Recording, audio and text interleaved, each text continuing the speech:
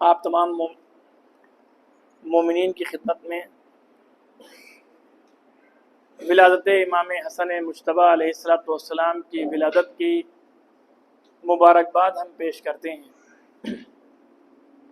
اس سے پہلے کہ تقریر کا آغاز ہو، کچھ اشعار ہیں اور کچھ بند ہیں جو آپ کی خدمت میں حاضر ہیں۔ افتخار عارف صاحب پاکستان کے ایک پورا ایک المیہ جو بیان کرتے ہیں، حل جزاء الاحسان الا الاحسان کے بارے میں، قابل غور ہے اور بہت زبردست۔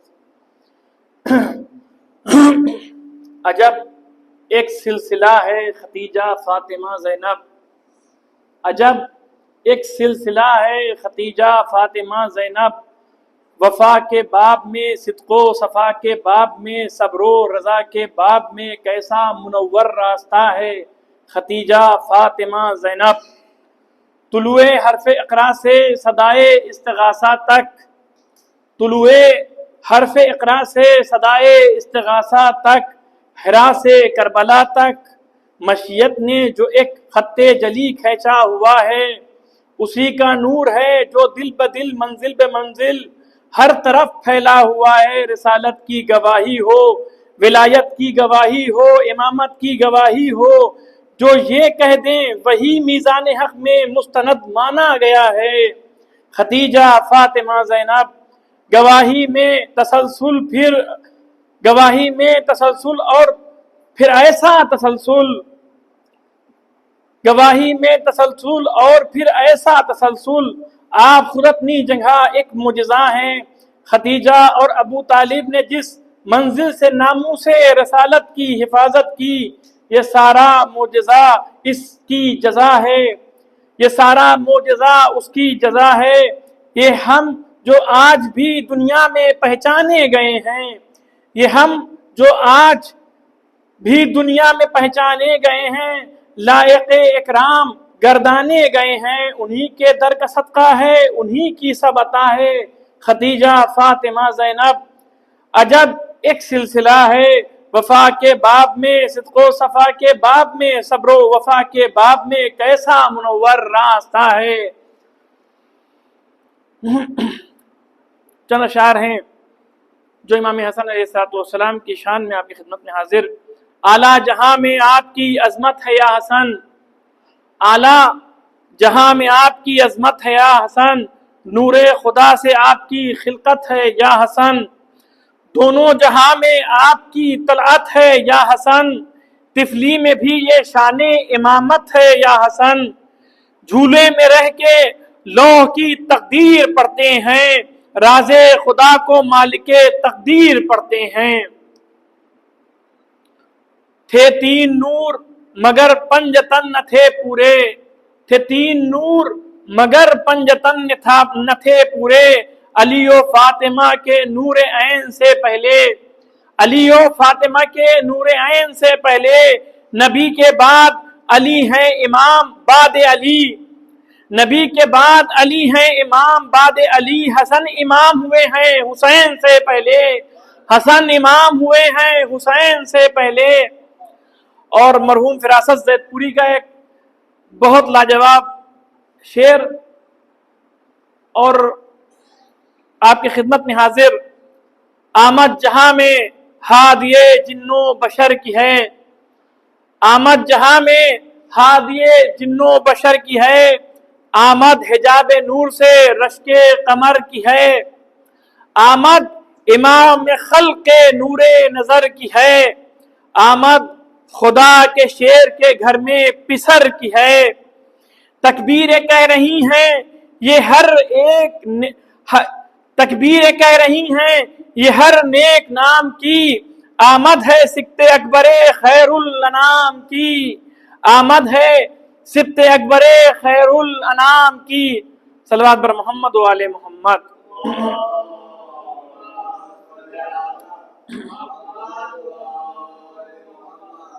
اعوذ باللہ من الشیطان اللعین الرجیم، بسم اللہ الرحمن الرحیم، الحمد للہ رب العالمین۔ الصلاۃ والسلام علی اشرف الانبیاء والمرسلین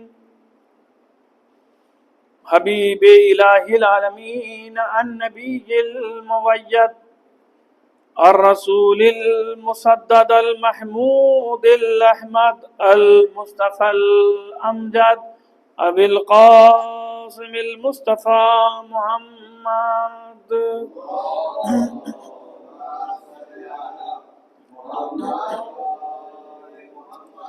وعلى اہل بیتہ الطیبین الطاہرین المعصومین المظلومین ولعنۃ اللہ علی اعدائہم وغاصب حقوقہم ومنکر فضائلہم ومصائبہم وشجاعتہم وسخاوتہم اجمعین، اما بعد فقد قال اللہ سبحانہ تبارک وتعالی وقولہ الحق۔ بسم اللہ الرحمن الرحیم۔ قل لا اسألکم علیہ اجرا الا المودۃ فی القربى۔ صلوات بھیجے گا۔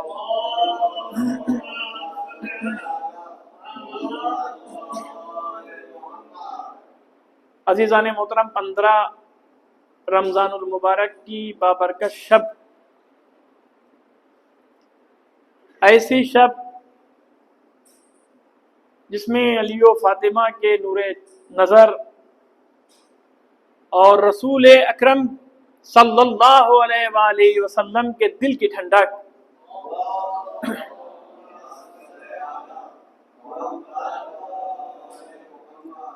جب دنیا میں تاریکیاں چھا رہی تھیں، اس وقت رسول کے گھر میں ایک ایسا نور ساطع ہوا کہ جس کے نور سے پوری فضا جگمگا گئی اور وہ اندھیرا جو پھیل رہا تھا ختم ہو گیا۔ امام حسن مجتبیٰ علیہ السلام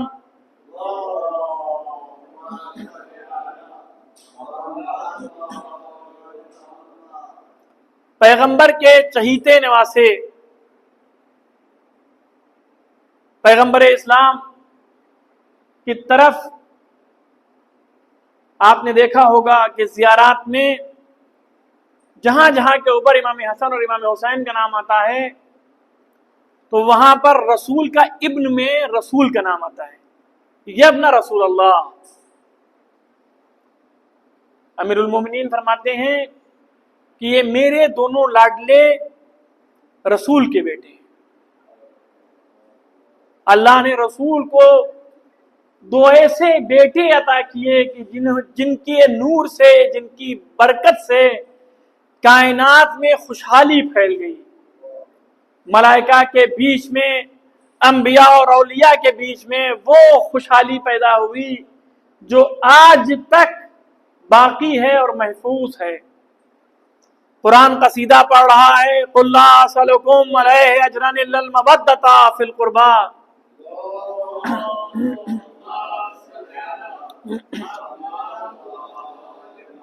قرآن گواہی دے رہا ہے، انما یرید اللہ لیذھب عنکم الرجس اہل البیت ویطہرکم تطہیرا۔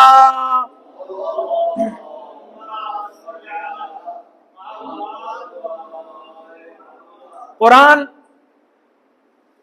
میں مختلف مقامات پر، حتیٰ کہ سورہ انسان امام حسن مجتبیٰ کے نور اور شخصیت کے اوپر روشنی ڈال رہا ہے۔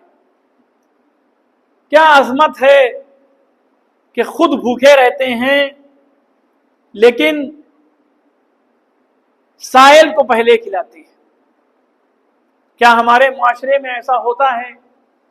کیا ہم لوگ جو امام حسن نے مجتبیٰ علیہ السلام کے چاہنے والے ہیں، ماننے والے ہیں، ایسا کرتے ہیں؟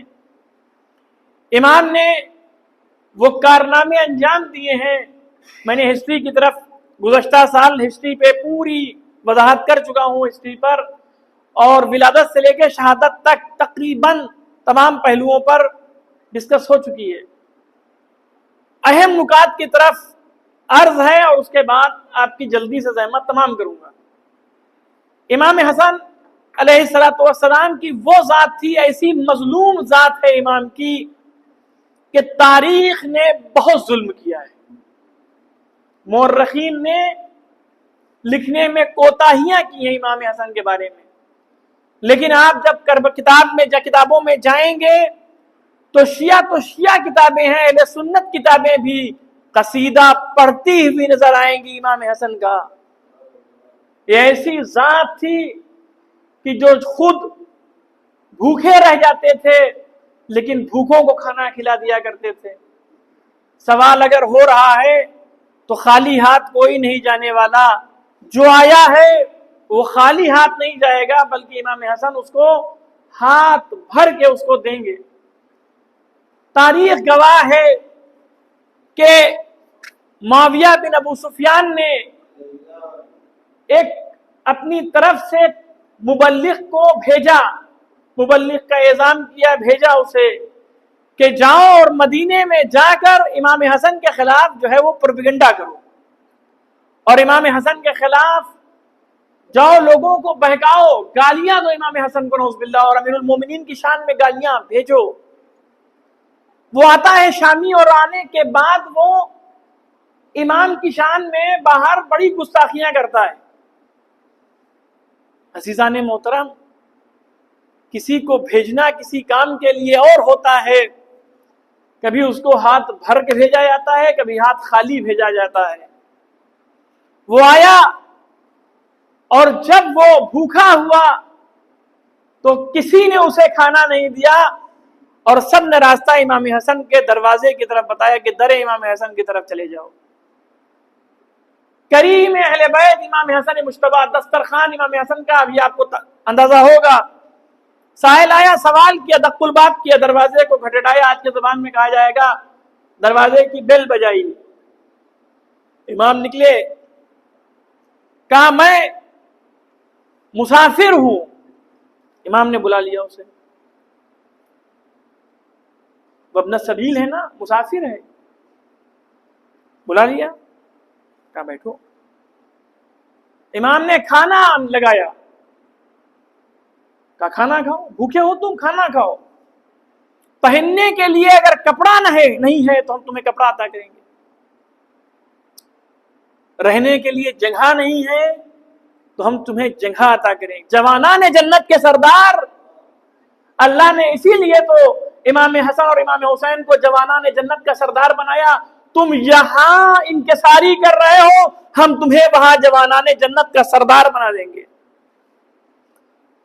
اے سائل، تو آیا ہے، تو یہ سوچ رہا ہے کہ تیرے پاس پہننے کے لیے کپڑا نہیں ہے، ہم وہ ہیں کہ جب ہمیں کپڑے کی ضرورت ہوتی ہے، خواہش ہوتی ہے، تو خواہش ہوتی نہیں ہے کہ رضوان درزی بن کر کپڑے ہمارے گھر پہ پہنچا دیا کرتے ہیں۔ سخاوت کا عالم یہ ہے، اللہ کہتا ہے تمہاری سخاوت کا ہم احسان جو ہے وہ ایسے نبھائیں گے کہ تم یہاں لوگوں کو عطا کرو گے، ہم تمہارے لیے رضوان کو بھیجیں گے، درزی بن کے آئیں گے، تمہارے لباس جنتی لباس ہوں گے۔ امام حسن علیہ السلام کی ذات گرامی عظیم و شان ذات، اس نے دیکھا، اس نے تو دیکھا جو معاویہ نے سکھایا تھا وہ سب سیکھ کے آیا تھا نا، جیسا آپ سکھا دیں گے کسی کو ویسا گائیڈ کریں گے، ویسے ہی کہتا ہوا آ گیا۔ جب یہ سب دیکھا، کہا فرزند رسول، مجھے تو آپ کے بارے میں یہ چیزیں گائیڈ کی گئی تھی، بتائی گئی تھی، لیکن جب آپ کو میں نے آ کے دیکھا تو میں بہت نادم ہوں اپنے گناہ پر، اور جو گستاخی کی ہے اس گستاخی کے اوپر نادم ہوں۔ مولا مجھے بخش دیجئے، آپ سے زیادہ نہ کسی کو صابر دیکھا، نہ آپ سے زیادہ کسی کو صادق دیکھا، نہ آپ سے زیادہ کسی کو سخی دیکھا، نہ آپ سے زیادہ کریم دیکھا ہے، اس لیے کہ کریم ابن کریم آپ ہیں۔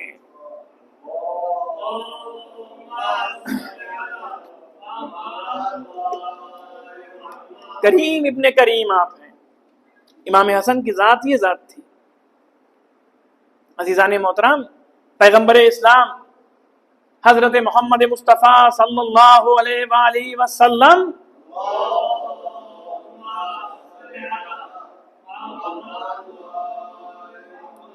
فرماتے ہیں ابنی ثمرۃ فؤادی، یہ میرا بیٹا میرا پھل ہے، من اذا ھذا، جس نے اسے اذیت دی، فقد اذانی، اس نے مجھے اذیت دی، ومنہ اذانی، اور جس نے اس کو اذیت دی، فقد اذى اللہ، اس نے اللہ کو اذیت دی۔ تاریخ میں امام حسن کو کس نے اذیت دی ہے؟ جس نے امام حسن کو اذیت دی اس نے رسول اللہ کو اذیت دی، جس نے رسول کو اذیت دی اس نے اللہ کو اذیت دی، اور جو اللہ کو اذیت دینے والا ہوتا ہے وہ کبھی مسلمان نہیں ہوتا، تے جائے کہ امیر المومنین کوئی کہلا دے۔ صلوات بھیجے محمد و آل محمد پر۔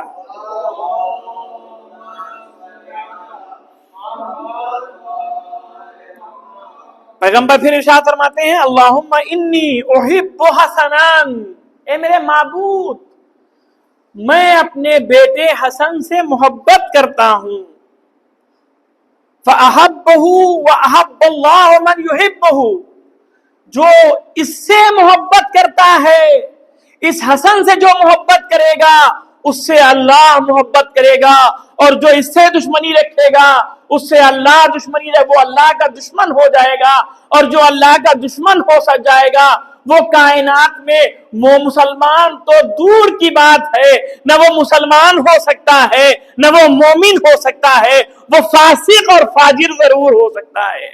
صلوات بھیجے محمد و آل محمد پر۔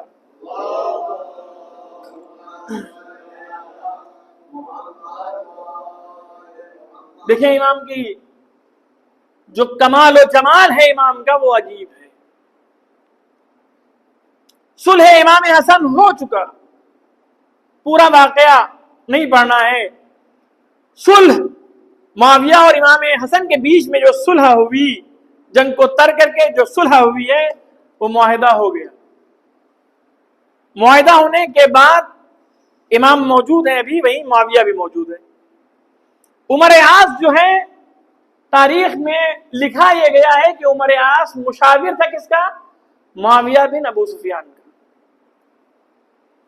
یہ عمر عاص جو ہے وہ ایک پیشنہاد کرتا ہے، کہتا ہے کہ میں ایک مشورہ دے رہا ہوں معاویہ سے کہ امام حسن سے تقریر کروائی جائے۔ اوکے، دیٹس آل، تقریر کروا دی جائے۔ آیا وہ عمر ساتھ امام حسن کی خدمت میں، اے حسن ابن علی، ہم یہ چاہتے ہیں کہ آپ دونوں گروہ، دونوں لشکر کے بیچ میں تقریر آپ کریں۔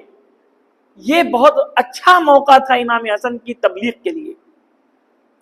امام حسن کو موقع نہیں دیا۔ امام حسن مجتبی علیہ السلام کھڑے ہوئے، حمد و ثنا سے شروعات کی۔ امام وہ ہوتا ہے جو بکواس سے شروعات نہیں کرتا ہے، جو غیبت سے شروعات نہیں کرتا ہے، جو الٹی سیدھی باتوں سے شروعات نہیں کرتا ہے، جو فتنے فساد سے کسی کام کو، وہ پہلے حمد الہی، اللہ کی حمد و ثنا، اس کے بعد رسول اکرم صلی اللہ علیہ وآلہ وسلم پر درود و سلام۔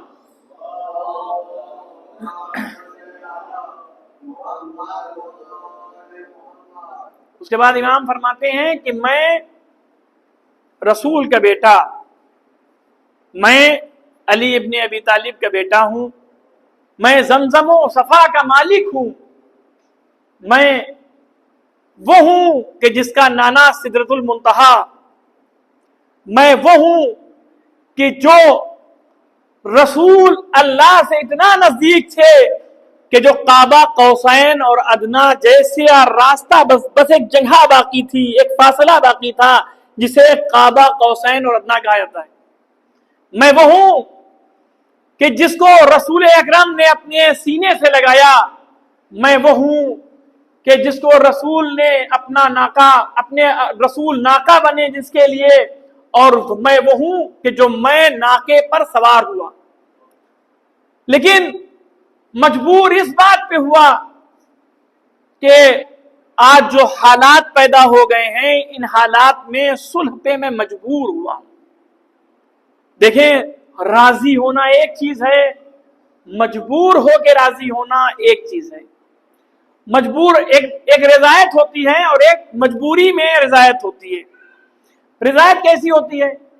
ہم کہیں کسی سے کہ یہ کل فلاں وقت پہ مدرسہ ہے، حسین سے ہم کہتے ہیں کل مدرسہ فلاں وقت پہ ہے اور مدرسے کی کل چھٹی ہو، ہم ایک دباؤ ان پہ ڈال دیں کہ کل مدرسہ ہے، یہ ہمارے پریشر میں کل مدرسے تو آ جائیں گے لیکن یہ دل سے تیار نہیں ہے۔ آنا ایک چیز ہے، دل سے تیار ہو کے آنا، اس لیے کہ سب کی چھٹی ہے، ان کی چھٹی نہیں ہے۔ ایک یہ ہو گیا جبر کے ساتھ میں تیار ہو جانا، راضی ہو جانا۔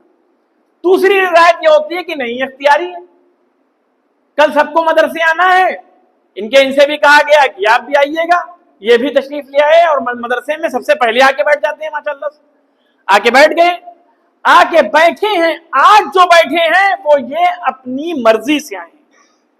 تو عزیزان محترم، جو مرضی ہوتی ہے اس میں مزہ ہوتا ہے، لیکن جہاں پر مرضی نہیں ہوتی ہے وہاں پر مزہ نہیں ہوتا ہے، وہ بددلی سے ہوتا ہے۔ اور امام رضا علیہ السلام کو جو ولایت عہدی دی گئی تھی، امام بھی دل سے تیار نہیں تھے، وہ حالات ایسے ہو گئے تھے، کریٹ ہو گئے تھے کہ جہاں کے اوپر امام راضی ہونے پہ مجبور ہو گئے کہ ولی عہد ہو بن جائیں، لیکن امام دل سے ولی عہد نہیں بنے۔ امام حسن علیہ السلام بھی یہ بیان ہی کر رہے تھے کہ ایک دم سے معاویہ کو لگا کہ نہیں، تقریر کو رکوا دیا جائے، اس کی حکومت خطرے میں آ رہی تھی، ابھی تو وہ حاکم بننے کے لیے اتنے دن سے خواب دیکھ رہا تھا، آج ہی تو حاکم بن رہا ہے۔ اور امام فرماتے ہیں حکومت اور ولایت ہمارا حق تھا لیکن ہمیں اس حق سے محروم کر دیا گیا ہے۔ یعنی امام عاجزی دکھا رہے ہیں کہ ہم اس سے راضی نہیں ہیں، زبردستی جبرن ہم راضی ہوئے ہیں ان حالات کے پسے کو مد نظر رکھتے ہوئے جو حالات تیار ہوئے ہیں۔ جب یہ سنا تو حاکم شام کہتا ہے عمر یاس سے کہتا ہے، عمر یاس تو نے جو مشورہ دیا ہے بکواس مشورہ دیا تھا، تو نے جو مشورہ دیا تھا وہ تو اپوزٹ گیا، ہماری پوری حکومت جو ہے وہ حسن ابن علی کی طرف جا رہی ہے، طرفدار ہو رہی ہے، ان کی حمایت کے لیے کھڑی ہو رہی ہے، ایسا نہ ہو کہ لوگ حسن کی امامت کو اٹھا دیں اسی وقت اور ہماری حکومت کو ختم کر دیں، لہذا تقریر کو روک دو۔ عمر یاس آتا ہے اور امام سے کہتا ہے کہ تقریر کو روک دیجئے۔ امام نے اس تقریر کو روکا، امام نے آدھی تقریر کو بھی روکا تھا۔ ماجرے کو دیکھیں، آپ حالات کو دیکھیں، ایسے حالات میں اگر ہم کہیں مجلس پڑھ رہے ہوں اور بیچ میں کوئی صاحب آ جائیں، چاہے وہ ہمارے سیکریٹری صاحب آئیں اور ایک چٹھی لکھیں کہ مولانا بس بہت ہو گیا اتر آئیے، تو ہمارے دل سے پوچھے کہ ہمارے دل کا کی حالت کیا ہوگی۔ ہم اپنے کو رکھ کے اگر ایسی مقام کے اوپر جہاں پہ 2 لشکر جمع ہو، پوری بھیڑ، پورا جمع غفیر موجود ہو، وہاں پر تقریر سے کسی کو روک دیا جائے تو حالات کیا بن جائیں گے؟ امام نے تقریر کو روک دیا، بیٹھ کے ایک ناصبی شخص ہے، کچھ لوگ جو تھے وہ امام کو برا بھلا کہنا شروع ہو گئے۔ ایک ناصبی تھا، جوان ناصبی، وہ امام کو بڑی گستاخانہ لہجے میں اور گالیاں دینا اس نے شروع کر دیا، اور ایسی گالیاں دیں اور امام کو اور امیر المومنین کو، اس لیے کہ معاویہ کے جو چٹائے ہوئے کتے تھے اس زمانے میں وہ اسی لیے تیار کیے جاتے تھے تاکہ علی کو گالی دو اور اولاد علی کو گالیاں دو۔ شامی کو بھیجا گیا تھا اسی لیے، یہاں پہ بھی وہ گالیاں دینا شروع کیا۔ قرآن نے اسی لیے حکم دیا ہے کہ کسی کو گالی مت دینا، گالی دینے کا حق تمہارا نہیں ہے۔ اللہ نے گالیوں کی مذمت کی ہے، اور ہمارے یہاں معاشرے میں یہ ہوتا ہے کہ بات میں فوراً فلاں گالی کا استعمال ماشاءاللہ اس طریقے سے جیسے صلوات ہے ویسے گالی کا استعمال ہو جایا کرتا ہے۔ صلوات بھیجے پر محمد و آل محمد۔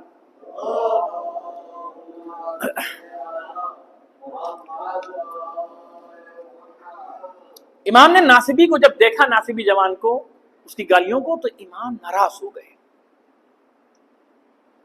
اور امام ناراض ہونے کے بعد امام نے دعا کی اس کے لیے، وہ بددعائی ہوئی، اور بددعا کی تھی معبود اس سے اپنی نعمتوں کو چھین لے، اور معبود تو اسے مرد سے یہیں پر عورت بنا دے. سمجھ میں آیا آپ کو؟ ابھی دیکھیے کہ یہ حالات کیسے کریٹ ہوئے. امام نے ہاتھوں کو اٹھایا, وہ ویسے ہی ہو گیا, اپنے کو خود نے غارت کر لیا. جب وہ غارت ہوا تو یہ معجزہ امام حسن کا, اس میدان میں یہ معجزہ جو رونما ہوا ہے, تو معاویہ کہتا ہے عمر یاس سے, تو نے کیا کر دیا؟ میں نے کہا تھا تقریر روکنے کے لیے, یہ جو حالات پیدا ہو گئے ہیں, حسن نے اپنا معجزہ دکھا دیا ہے, لوگوں میں ہنگامہ ہو گیا ہے. اس کا مطلب یہ ہے کہ حسن ابن علی امامت کے اصلی حقدار ہیں. یہ عمر یاس تو نے کیا کر دیا؟ عمر یاس نے کہا کہ میں وہ تو دونوں بوکھلا گئے نا, چور چور موسرے بھائی دونوں بوکھلا گئے. کہتا ہے کہ نہیں, میں نے تو روکنے کے لیے, آپ نے کہا تھا روکنے کے لیے, میں نے روک دیا, لیکن اس ناصبین حالت کی لہذا اس کی سزا. عزیزان محترم, سمجھ میں آیا آپ کو اہل بیت کی شان میں گستاخی کرنے کا نتیجہ کیا ہوتا ہے؟ اہل بیت کو برا بھلا کہنے کا نتیجہ کیا ہوتا ہے؟ آج تک تاریخ میں جتنے بھی اس طریقے کے ناصبی پیدا ہوئے ہیں, وہ امام حسن اور امام حسین کے معجزے کے اعتبار سے یا ذلیل و رسوا ہوئے ہیں یا نابود ہو گئے ہیں. اب یہ بوکھلایا ہوا شخص ہے, اور جب یہ اس نے کنڈیشن دیکھی کہ وہ ایک دم چینج ہو گیا, اپنی صنف کو بدل گیا, اس کی صنف بدل گئی ہے, تو اس نے اپنے چہرے کو جھکا لیا اور اب بہت نادم ہوا اور اپنی بیوی کے پاس آیا. جب پھنستا ہے انسان تو بیوی کا پلو فوراً پکڑ لیا کرتا ہے, کہیں بیوی ہماری مدد کرتا. ہوتا ہے ایسا, کہیں انسان پھنستا ہے, دو لوگوں میں اختلاف ہو جائے کچھ قاعدے سے, تو جب اگر سامنے والا نرم دل ہے تو چاہے گا کسی طریقے سے میل ہو جائے ہمارا, تو اس میل کو خاتون بڑی قاعدے سے کرا سکتی ہے, چونکہ اکڑ, مرد میں اکڑ بہت ہوتی ہے اور عورت نرم دل ہوتی ہے. اللہ نے عورت کو نرم دل بنایا, لہذا یہ صفت اللہ نے عورت کو دے کے بتا دیا کہ دیکھو اس نرم دلی سے کبھی تم ناجائز فائدہ نہ اٹھانا. وہ آیا اور کہتا ہے, بیوی نے کہا کہ تو نے یہ سب کیا کر دیا؟ کہا میں نے نہیں, میرے تو شیطان سوار تھا اور اس طریقے سے, لہذا چل میرے ساتھ امام کی بارگاہ میں. اور وہ بارگاہ امام حسن مجتبی میں پھر داخل ہوئے دونوں کے دونوں, زوجہ اور شوہر. سر ندامت سے جھکا ہے, ایسا نہ کرو کہ کل تم نادم ہو جاؤ, تمہیں شرمندگی ہو. ایسا کرو کہ تمہارا فخر سے سر اونچا ہونا چاہیے, بلند ہونا چاہیے. ایسا نہ کرو کہ تم نادم اور پشیمان ہو جاؤ. لیکن یہ تو اللہ کو کرانا تھا نا. وہاں پہ اگر یہ معجزہ نہ ہوتا تو لوگوں میں حقانیت امام حسن مجتبی آشکار نہ ہو پاتی. لہذا عزیزان محترم, وہ شخص دونوں آتے ہیں اور کہتے ہیں مولا آپ تو کریم ابن کریم ہیں. ابھی تک کی گالی دے رہا تھا, ابھی تک الٹی سیدھی باتیں, نازیبا باتیں نقل کر رہا تھا. کہتا ہے مولا آپ تو کریم ابن کریم ہیں, آپ تو سخی ابن سخی ہیں, آپ کے در پہ جو آیا خالی نہ گیا. مولا میرے گناہوں کو معاف کر دیجئے اور مجھے میری اصلی سنخ کی طرف واپس کر دیجئے. پھنسانا کے بھائی ابھی تک کی تو پردہ نہیں کر سکتا تھا, لیکن جب بدلا تو پردے کے لائق ہو گیا. جو سینہ چوڑا کر کے میدان میں جنگ کرنے والا شخص ہو, وہ ایک دم سے اسے اڑا کے اور لپیٹ کے باہر بھیج دیا جائے تو اس کے دل سے پوچھئے, جب پھنستا ہے انسان کہیں تب پتا چلتا ہے کہ وہ اپنے کہاں سے کہاں پہ آ کے گر گیا ہے. کبھی اچھائی کرتا کرتا جب انسان برائیوں کی طرف آ جاتا ہے تو اسے اس وقت پتا چلتا ہے کہ جو میری اچھائی تھی وہ بہتر تھی, جو میری برائی ہیں وہ بہتر ہیں. صلوات بھیجے محمد و آل محمد پر.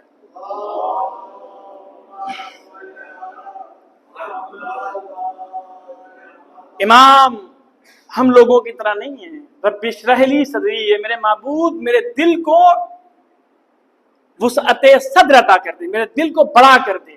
بڑا دل والا, چڑیا کا دل نہ ہو کسی کا. خدا نہ کرتا کوئی ایسا ہو کہ جس کا چڑیا کا دل ہو جائے تو چڑیا کا دل وہ لپیٹ کے رہ جائے گا, پھر اس کا معاملہ سمٹ نہیں پائے گا. لہذا دل بڑا ہونا چاہیے. دل بڑا ہے تو سنسار بڑا ہے, دل بڑا نہیں تو سنسار بھی بہت چھوٹا ہے. سنسار کہتے ہیں دنیا کو, ہندوستان میں ہندی میں کہتے ہیں سنسار, اور ہم لوگ کہتے ہیں اس کو اردو میں دنیا. دنیا کو چھوٹا نہ بناؤ, دل بڑا ہونا چاہیے. امام نے دیکھا زمین و آسمان کی طرف, اور اس کے بعد امام نے اسی کے لیے دعا کی, معبود اسے اس کی پہلی ہیبت پر پلٹا دے۔ سب نے دیکھا تھا امام کے اس معجزے کو بھی، توجہ شرط ہے، پہلے والے معجزے کو بھی امام نے دیکھا تھا، اب دوسرا معجزہ جو امام نے بیان کیا ہے اس معجزے کو بھی سب نے دیکھا۔ کیا دیکھا ہے کہ سب نے جب دیکھا کہ امام نے ہاتھوں کو بلند کیا ہے، یہ پھر اپنے صحیح اس حالت کے اوپر پلٹ گیا جس حالت کے اوپر تھا۔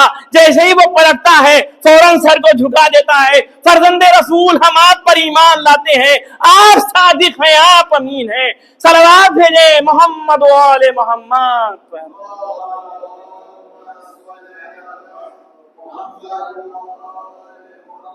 انسان اگر اچھے کام اور اچھے عمل کرنے والا ہو تو وہ ہر جگہ پر بابرو رہے گا، بے عزت نہیں، باعزت باشرف رہے گا۔ لیکن انسان اگر اپنے کردار کو نیچا کر دے گا، کیریکٹر کو نیچا لے آئے گا تو وہ کہیں کا دھوبی کہتے ہیں نا، دھوبی گھر کا نہ گھاٹ کا، وہ ایسا نہ ہو کہ ہم نہ گھر کے رہیں اور نہ گھاٹ کے رہیں، نہ دین کے رہیں اور نہ ایمان کے رہیں۔ ہمیں اپنے دین کو اپنے ساتھ رکھنا چاہیے۔ ایک آخری حدیث دینداروں کے حوالے سے اور آپ کی زحمت تمام۔ پیغمبر ختمی مرتبہ حضرت محمد مصطفیٰ صلی اللہ علیہ وآلہ وسلم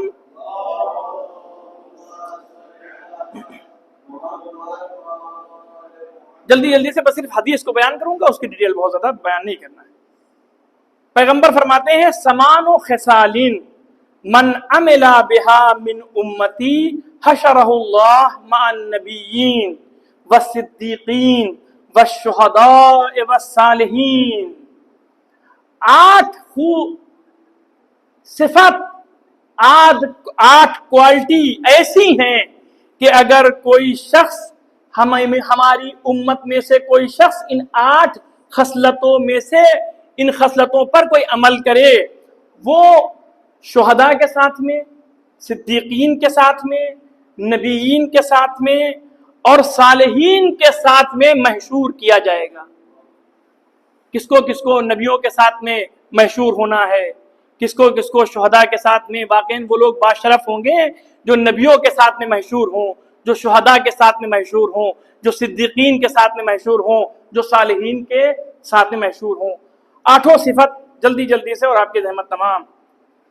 سوال پوچھنے والے نے سوال پوچھا قیلا ما ہے یا رسول اللہ صلی اللہ علیہ وآلہ وسلم، وہ کون سی خصلتیں ہیں مولا، یا رسول اللہ وہ کون سی خصلتیں ہیں؟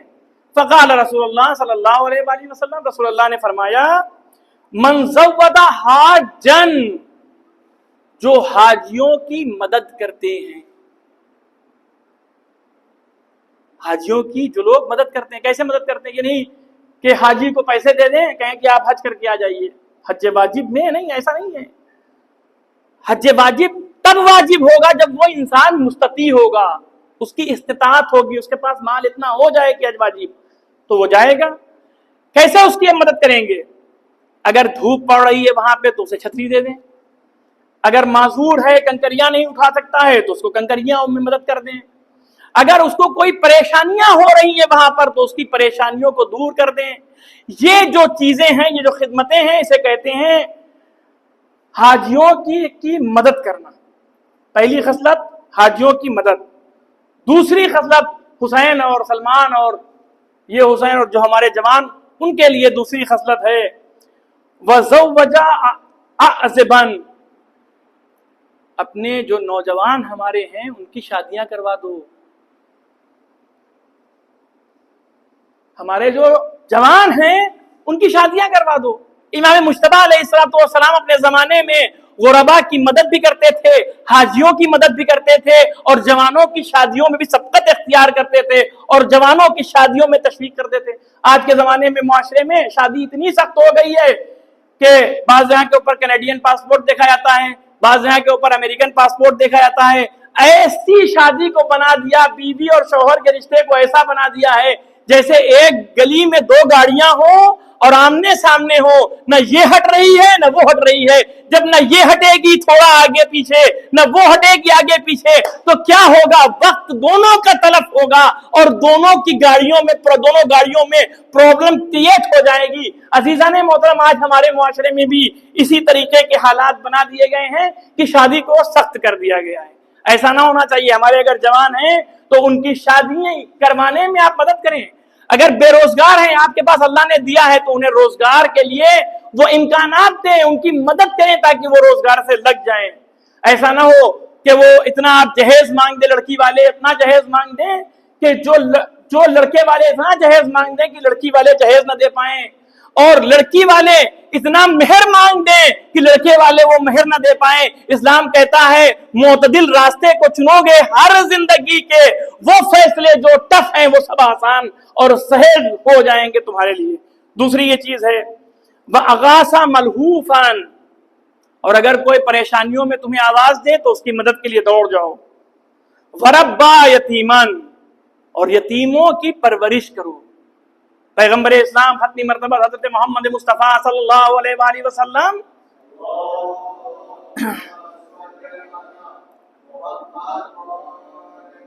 ایک جگہ سے گزر رہے ہیں، دیکھا سب لوگ کھیل رہے ہیں، ایک لڑکا ہے جو کھیل نہیں رہا ہے، وہ بیچارہ کونے میں کھڑا ہوا رو رہا۔ رسول اللہ صلی اللہ علیہ وسلم وہاں پر آئے، پوچھا ہے اے بیٹا تو بتا کیوں رو رہا ہے؟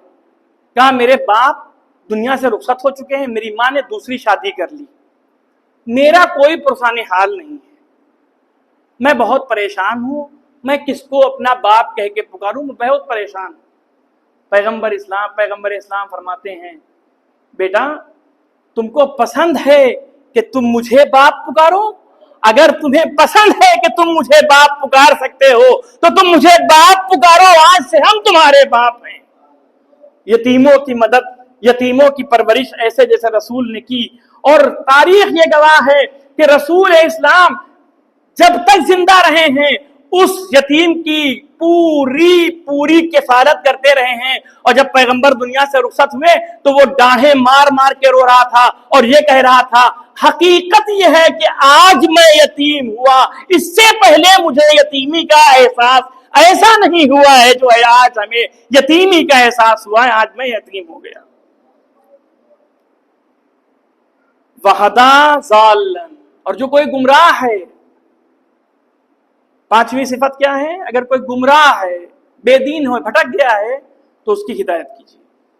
وَأَطْعَمَ جَائِعًا، اگر کوئی بھوکا ہے اسے پانی پلائیے۔ ہم پانی پی رہے ہیں، ٹھنڈا وہ پیے نہ پیے، ہم سے کیا مطلب؟